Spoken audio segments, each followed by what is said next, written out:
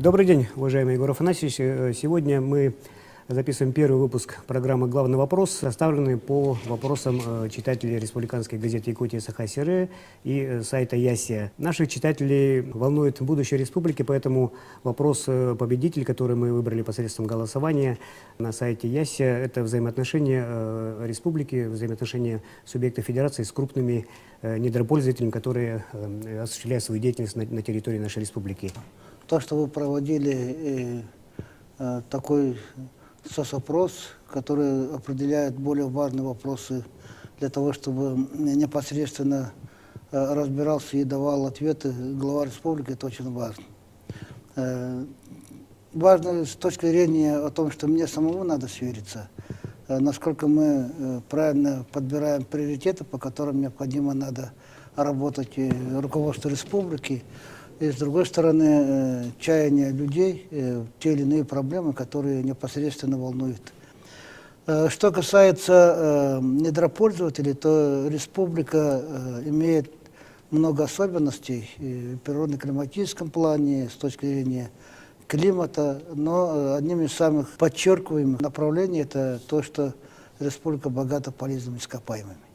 Это является нашим преимуществом. Во многих субъектах такого преимущества, конечно, не хватает. Ну и, может быть, климат у них помягче, заниматься другими отраслями легче, но то, что касается Якутии, благодаря тем исследованиям, которые проводились в 20-е годы, 50-е, 70-е годы, ну и сегодня, которые происходят, мы все-таки определили для себя определенный запас полезных ископаемых, которые уже утверждены и включены в государственный запас Российской Федерации.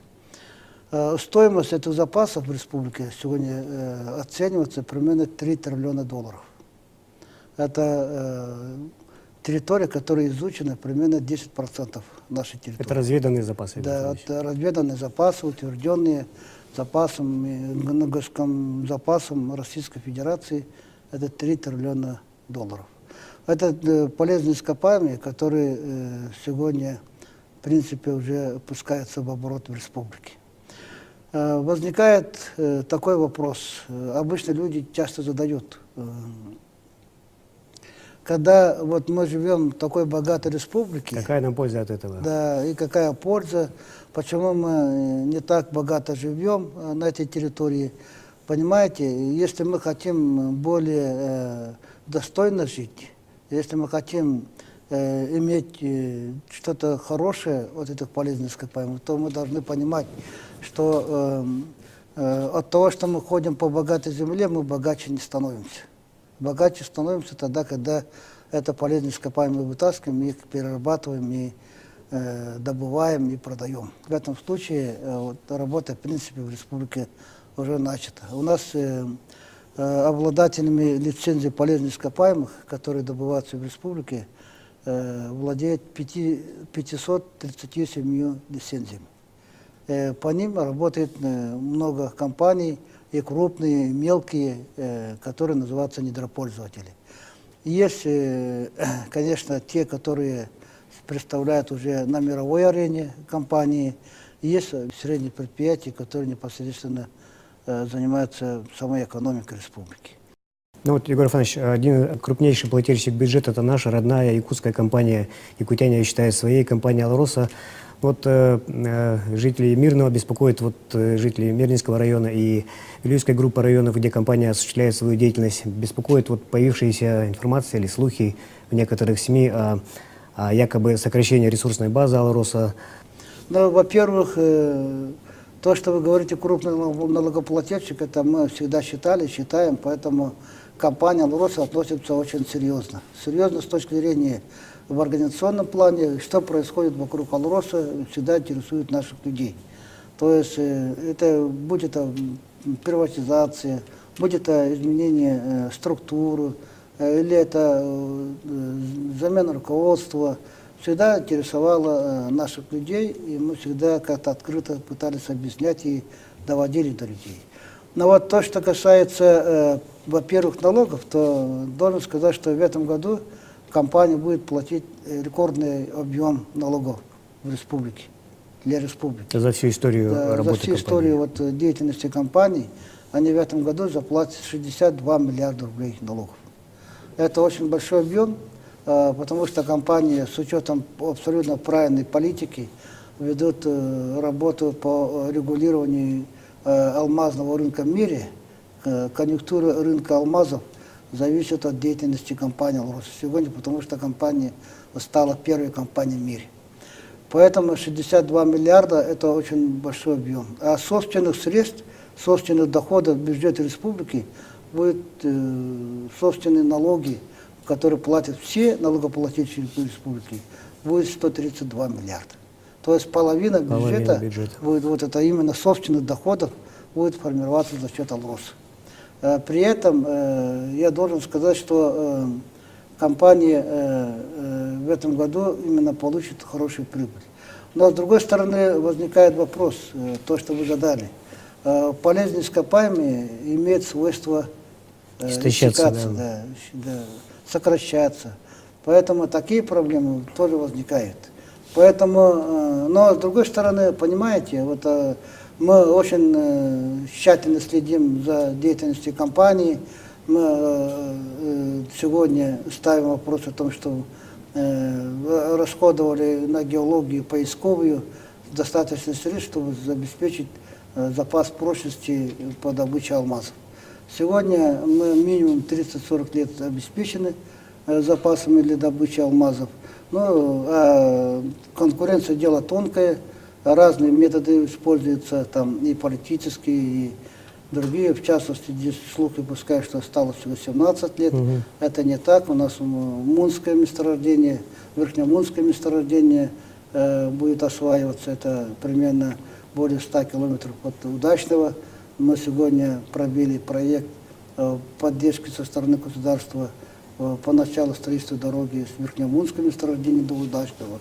Это достаточно большой объем.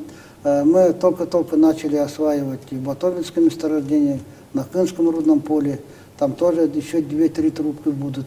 Они тоже дадут большой объем.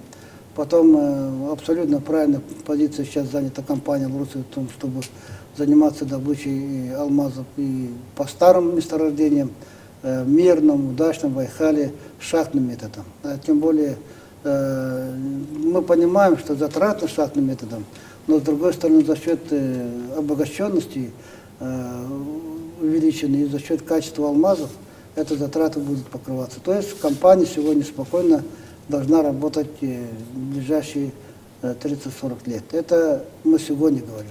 Но с другой стороны, совсем недавно на наблюдательном совете мы поставили вопрос о том, что поисковой геологии, то есть расширение геологических запасов, чтобы по алмазам наша компания должна работать. Вот с этой точки зрения мы сегодня говорим о том, что компания эту задачу решать будет. На данном этапе не надо беспокоиться. Беспокоиться не о чем. Но с другой стороны, мы должны всегда понимать, что вот полезные ископаемые такого характера, как мы сейчас говорим, то, что твердые полезные ископаемые, даже и углеводородные, они всегда иссякают. Вот примером тому является, например, Якутуголь. Помните, где-то в начале 2000-х годов, потом в конце 2000-х годов, вот в 2010 году, когда я стал президентом, когда ездил в Нерюнгри в первых порах, была определенная обеспокоенность о том, что Нерюнгринская разрез иссякает, через 10-15 лет закроется, что будет с городом Нерюнгри. Поэтому очень интенсивно мы работали и попросили недропользователя, компанию Мечел, который владеет Якутуглем, подумали, и вопрос стоял о том, что эльнинское месторождение начнем параллельно осваивать, а там угля, конечно, очень много, прогнозные запасы составляют более 20 миллиардов тонн в Южной Якутии, это прогнозно, они подтверждаются, и сегодня Мечел владеет лицензией на 2 миллиарда тонн углей. И они создают рабочие места. Но с другой стороны, непосредственно поблизости Нерюнгри у нас рабочие места надо было создавать, и мы начали очень интенсивно работать с компанией «Конмор». И «Конмор» сегодня уже владеет 2 месторождениями, и Нагинское, и Денисовское, расширяет свои объемы.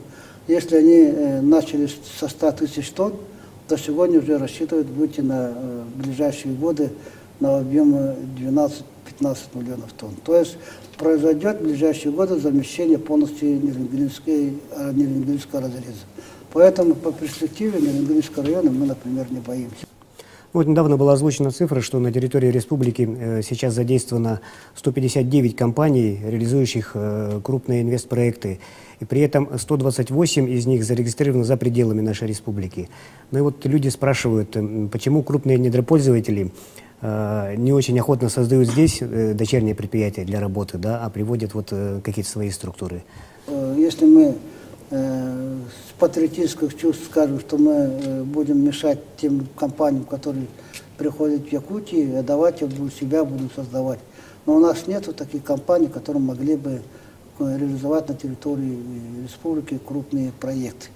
Мы по своей мере, по возможности, наши компании, которые пытаются где-то что-то участвовать, где-то работать, мы постараемся их поддерживать и стимулировать. Главное, чтобы мы начали заниматься теми или иными производствами, где участвуют хорошие инвесторы. А когда хороший инвестор идет к нам для участия в тех или иных проектах, то есть тогда мы, конечно, с ними вступаем в переговоры и начинаем требовать, чтобы были созданы условия для появления обособленных юридических лиц. Например, Роснефть идет сегодня. Роснефть идет на добычу полезных ископаемых, в частности, нефти. Так, они появились в Западной Якутии. Тогда мы сказали, что должно быть обособленное юридическое лицо. И появилось Тассерахнефтегаз-Добыча, которое они приобрели, и это юридическое лицо у нас самостоятельно является налогоплательщиком. Или речь идет о других компаниях, в частности, вот по добыче редкоземельных к нам идет Ростехнологии, крупнейшая корпорация, в лице руководителя Сергея Викторовича Чемизова. Мы поставили условие о том, что здесь должно работать тоже обособленное юридическое лицо. И они создали дочернее предприятие, и которое уже начинает самостоятельно работать, являясь налогоплательщиком. Мы это предприятие зарегистрировали не в Якутске, а зарегистрировали в Оленёкском районе. Или таким образом появляются и другие предприятия. Ну а что касается «Газпрома», «Сургутнефтегаза», это две компании, которые не имеют своих обособленных юридических лиц на территории Якутии, но мы имеем с ними определенные договоренности, что по налоговым платежам и по привлечению трудовых ресурсов из Республики Саха-Якутия имеет с нами соглашение. То есть мы уже выстраиваем определенные юридические отношения с заключением договора, соглашения, чтобы определиться, как они должны участвовать. То есть мы все равно находим какие-то общие такие механизмы, которые могли бы решать вопросы, которые мы ставим. Вот, Егор Афанасьевич, республика готовит специалистов для крупных добывающих компаний, но все-таки у якутян складывается мнение, что нашим землякам достаточно сложно трудоустроиться, скажем, в структуру Сургутнефтегаза, Газпрома, Роснефти. Насколько вообще востребованы наши кадры у этих компаний? Какую работу проводит республика? Конечно, такое мнение существует. Но в нынешнее время очень трудно трудоустроиться везде. Но смотрите, сегодня наши выпускники, не только то, что связано с выпускники, которые заканчивают Губкинский институт по углеводородным или другие институты, которые приезжают и сложно устраиваться. Также очень сложно устраиваются и другие выпускники, которые закончили физкультурные, которые закончили транспортные, сельскохозяйственные вузы. То есть это везде так. Поэтому выделять о том, что вот там нефть и газ трудно, а все остальное легко, наверное, это некорректно. Поэтому сегодня мы все-таки живем в иных условиях, чем раньше было, когда было жесткое распределение, было законодательство в советское время, что обязательно, в обязательном порядке трудоустраивают молодых специалистов. А таких законов же сегодня нет.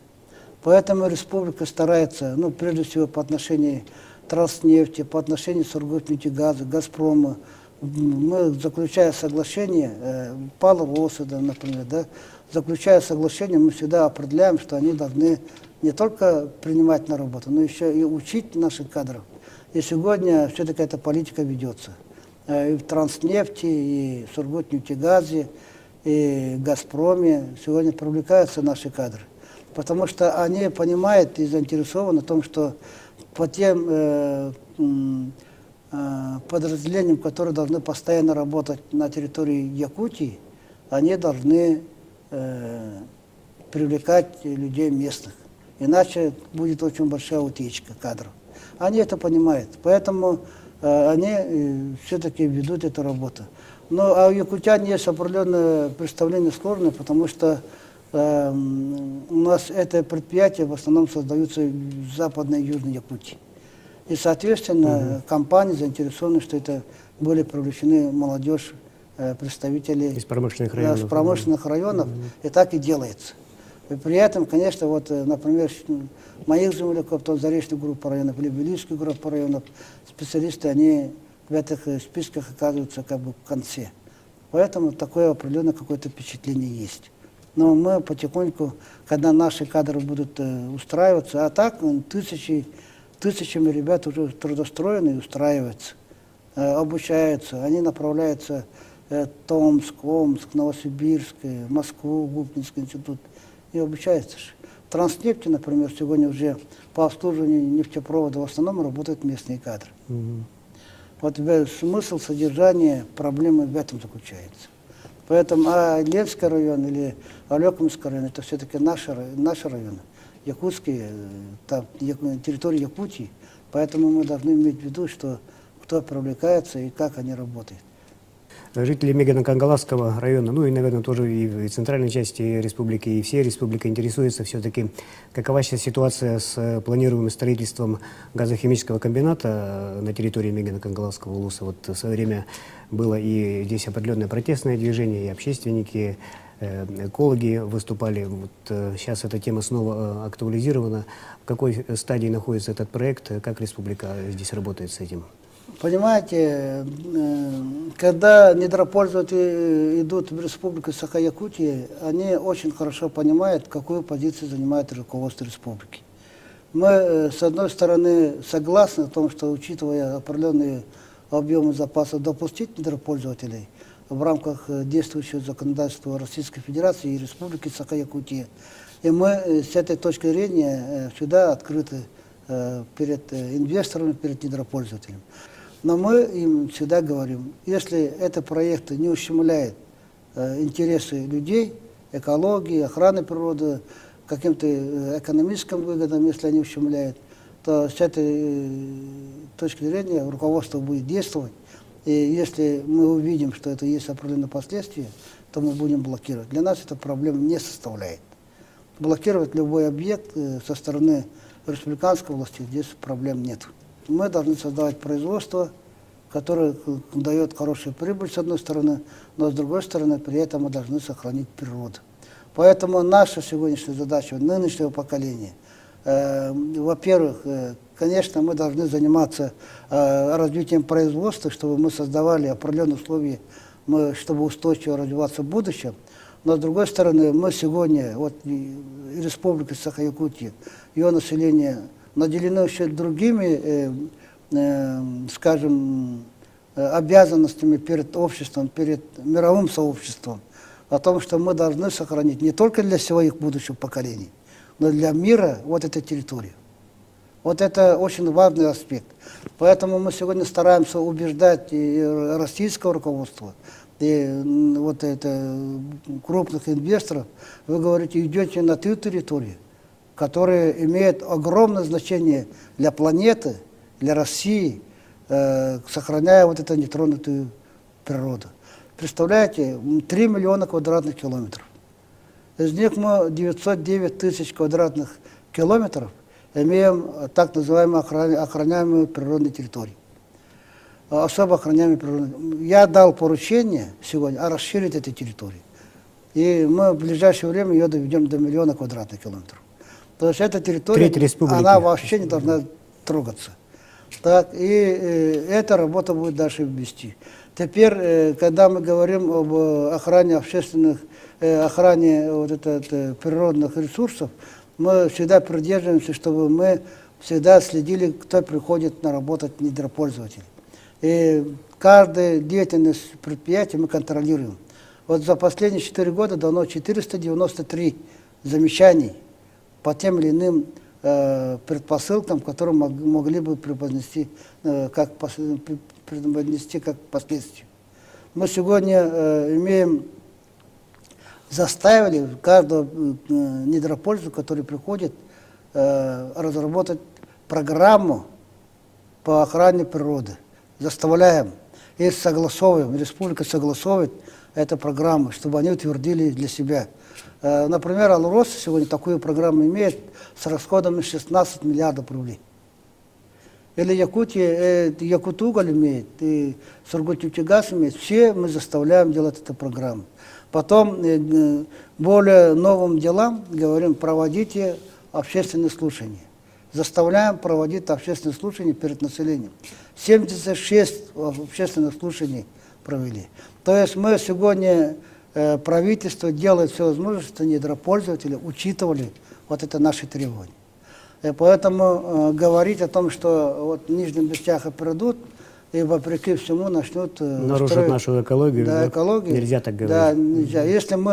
Если вдруг даже придут, если вдруг даже начнут, мы прежде всего проверим экологические составляющие. Если плохо, если никаких гарантий не дается, то мы будем крест ставить. Вот я был весной, например, в Сунтарском районе. И там, пока ехал от Сунтара до Тайбахоя, увидел площадку. И там эта площадка вырублена, и там очень много мазута было. Я даже пошел, посмотрел, и просто был удивлен, что такое отношение к природе. И сразу доехал до Тайбахоя, позвонил, кто занимается такими делами и кто проверяет. Я уточнил для себя, что уже проверили, уже нашли, кто это виноват. Мы сразу позвонили в Иркутскую область, и там компания занималась этим делом. Мы сказали, все работы приостановить на территории Якутии. Моментально все остановили. Ну а что поделать? Они были вынуждены сразу приехать в течение очень короткого времени все устранить. Поэтому вы лучше делайте, как положено по закону и так далее. Вот эти требования всегда остаются. Но при этом я всегда обращаюсь к своим людям, к своим землякам. Мы сами вначале должны повести порядок. Самим надо заниматься экологией. Самим надо охранять это все. Смотрите вокруг поселков. Смотрите своих усадьб вокруг. Что там творится. Когда мы начинаем об этих вещах более крупно и громко говорить, нам тоже показывают пальцем. Вы сначала, говорят, наведите у себя порядок. Да. Поэтому здесь надо нам очень правильно выстраивать отношения. И самим надо здесь очень быть порядочными, но и с другой стороны, конечно, заставить людей, которые к нам приходят работать. А потом по лицензионным делам смотрите, что происходит. Вот 537 лицензий, там крупные компании, мелкие компании, но здесь половина-то лицензий по добыче полезных ископаемых, особенно общераспространенных, и воды, это наши компании, наши ребята, собственные. И вокруг них тоже очень много непорядка. То есть мы должны быть требовательны ко всем, и себе, и приезжим. То есть тем недропользователям, которые сегодня нам очень важны с точки зрения развития производства. Но в большинстве случаев, когда вот крупные компании приходят, мы у них наоборот учимся. Вот и мы журналистов отправляли, мы молодых специалистов отправляли в Сургутнефтегаз. Смотрите, нефть добывает, там современнейшие технологии, современнейшие условия работы. Там такие города стоят в Южной Якутии. Какая чистота, какой порядок, какие требования к этому вопросу. А у нас этого же нет, самих нету. Поэтому нам необходимо, когда предъявляем претензии нашим инвесторам, мы должны сами тоже себя как-то оглянуться, посмотреть, насколько мы правы сами. Вот смотрите, что происходит. Транснефть приходила вначале. Транснефть очень сложно проходила Якутию. Почему? Потому что мы ставили им очень жесткие условия. помогите Якутии. Сургутнефтегаз пришел, мы тоже сказали, помогите Якутии за счет прибыли, за счет собственных денег. Они по закону не имеют права это делать. Но мы ставим этот вопрос. Или компания «Лавос». Вот сегодня компания «Лавос», мы говорим, каждый год, теперь уже около миллиарда мы просим каждый год на социальные проекты, вы выделяете деньги. Они каждый год выделяют. У нас сегодня, например, вот на эти деньги строим, вот в этом году, наверняка не закончим, в начале следующего года закончим, крупнейший, почти на миллиард стоимостью реабилитационный центр. Через эти деньги мы собираем фонд будущих поколений, оттуда финансируем. Или Транснефть. Мы Транснефтью построили 5 миллиардов рублей объектов. Это жилые дома в Алдане, Валекминское, Ленское. 4 моста через Алдан, через Нюю, там, через речку Черепаниха, первый Малая Черепаниха. Это мосты, крупнейшие мосты мы построили. Заставили их финансировать. В Алекме, наверное, уже забыли, что это там раньше такие мосты деревянные были, что каждую весну сносило. А в этом году, если поедете, вы даже не заметите, что мосты проезжаете. Крупнейшие каменные мосты. Это они дорого стоят. Но вот около 5 миллиардов они дали. Сургутнефтегаз. Мы заставили его, попросили, помоги нам. Вот духовный семинарий мы построили. Здание сельхозакадемии построили. За счет денег Сургутнефтегаза. Наверное, никто не знает, что мы бассейн построили в Якутске за счет денег Сургутнефтегаза. Если многие молодые люди знают, мост через это озеро Талое, вот за Синема, там тоже за счет денег Сургутнефтегаза построили. То есть они, не говоря уже о школе, о детском саде, в этом Витиме, дороги на поселки вокруг Витима и улицу Витима асфальтированы. Это за счет дополнительных денег, которые нам дает то есть, помимо того, что эти компании уплачивают денежные налоги, средства в бюджет республики. Целевым муниципальным образованием помогают, они помогают республике. Мы их составляем. Но об этом надо много рассказывать. Это мы не рассказываем. Да. Такое впечатление, что они приходят и как будто ничем не занимаются. Это не так, товарищи. Все-таки есть определенные такие, скажем, условия, которым они выполняют. Ну, а что дальше мы сегодня занимаем? Есть закон о недрах, в рамках которого они работают. Они заключают лицензионные соглашения. Но закон о недрах, вот это то, что мы говорим, вот это помогает субъектам выделять деньги и так далее. Этих механизмов не заложено. Они по доброй воле делают. Они просто в знак уважения, то, что они к нам пришли, они этим занимаются. А мы сегодня хотим внести корректировку закона о недрах, чтобы определенная нагрузка была заложена. Мы эту работу ведем. Чтобы силу закона получили вот эти инициативы. Силу закона, да? Чтобы они понимали, что недропользователь, который приходит к нам работать, должен нести соответствующую ответственность. Так? Да. Поэтому вот это вопросы, темы, которые мы постоянно ведем и в рамках законотворческой деятельности. И очень многие люди пользуются льготами. Вы представляете, в Якутии более 200 тысяч льготников, которые получают из бюджета различные льготы, которые платятся за счет бюджета. Строятся школы, больницы, социальные объекты, поддерживается строительство жилья в республике. То есть, насколько будет укреплен бюджет, настолько и люди будут получать поддержку. А бюджет за счет чего формируется? За счет налогов. То есть мы заинтересованы, чтобы в республике, насколько возможно, работали больше предприятий, которые, используя наши недра, запасы полезных ископаемых, создавали такое устойчивое предприятие, чтобы они платили налоги. Это первая задача, то, что мы должны работать с недрами. Граф Иванович, вот разрешите под конец вам задать житейский вопрос, который вот волнует, может быть, всех. Вы много общаетесь, участвуете в разных форумах, представляете республику на экономических и инвестиционных форумах, общаетесь с ведущими экономистами, с руководством страны.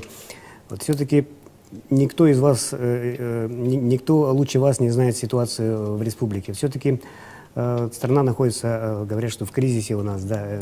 А республика, вот как в этой ситуации?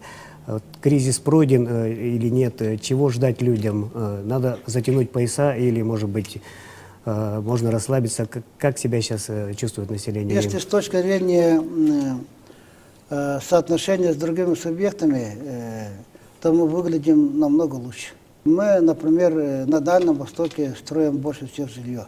Хотя население у нас занимает 4-е место среди субъектов Дальнего Востока.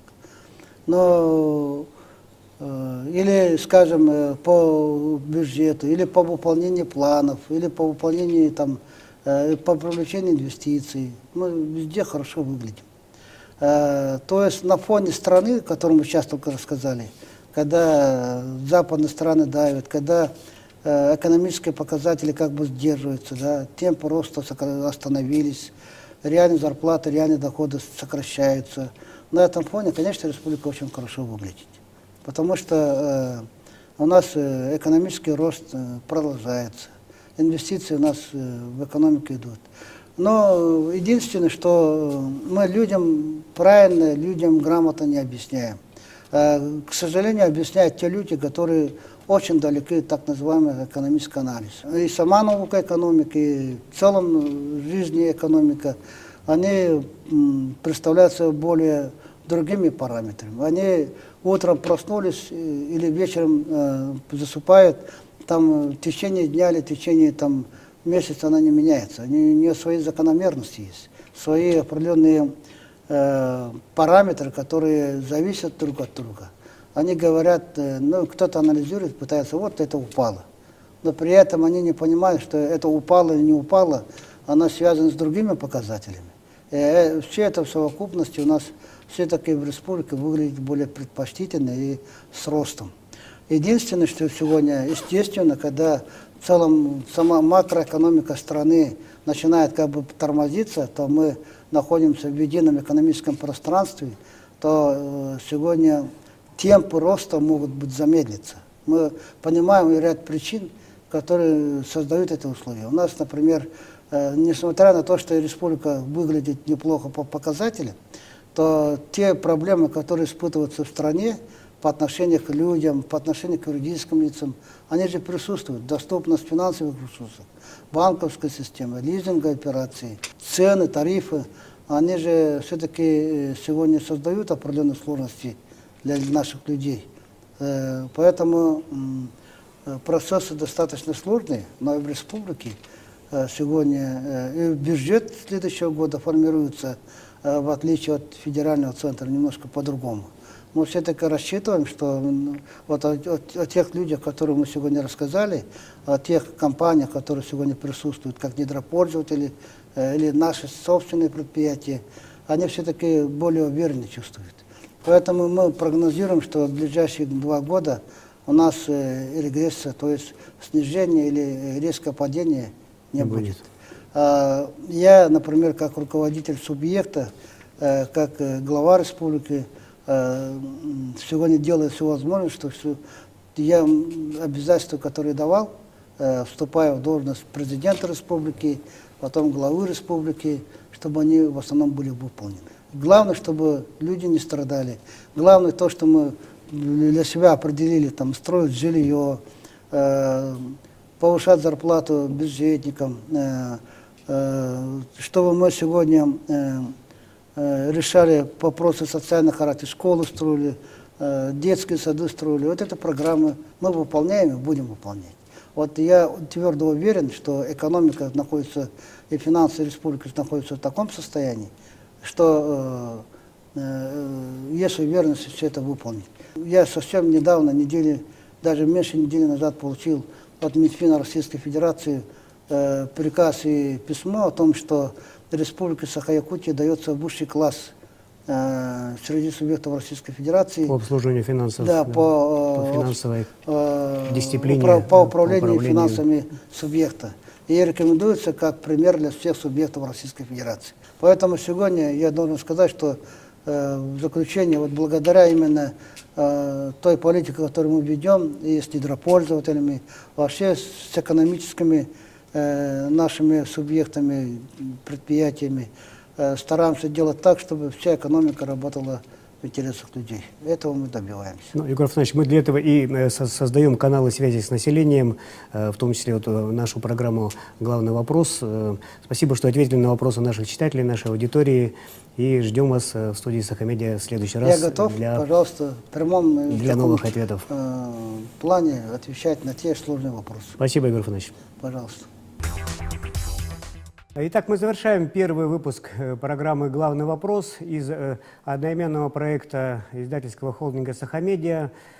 Суть его в том, что мы создаем канал связи с населением, население республики и власти, осуществляем сбор вопросов через Якутское Саха-информационное агентство, через наш сайт ЯСИА, отбираем вопросы экспертной группы редакторов республиканских СМИ, голосуем за этот вопрос, вы голосуете за этот вопрос на сайте ЯСИА, и мы его адресуем в нашей студии главе республики Егору Афанасьевичу Борисову, который был у нас сегодня. И тема нашего сегодняшнего разговора, напомню вам, была следующей и очень важной: взаимоотношения республики с крупными хозяйствующими субъектами.